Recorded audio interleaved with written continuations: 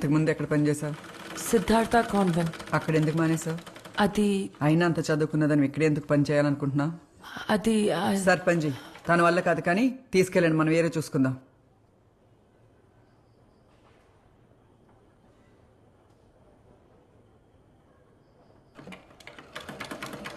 ఒక కొత్త ఊర్లో ఎవరైనా ఉండాలనుకునేది ఆ ఊరి వల్ల కాదు, అక్కడ ఉండే జనాల వల్ల.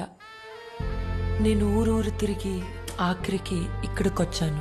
మీరు ఒక్కరిని నమ్మాలంటే ఎంతో ఆలోచిస్తారో నేను కూడా అంతే ఆలోచిస్తాను.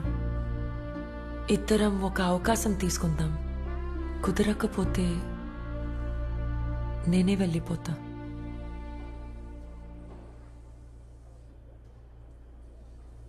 పక్కనున్న అవుట్ హౌస్లో ఉంటావు. నువ్వు చెప్పే పాఠాలు నాకు కాదు, పిల్లలకు నచ్చాలి. నీకు 3 రోజులు టైం ఇస్తున్నాను. పిల్లలకు నచ్చకపోతే 4వ రోజు నువ్వు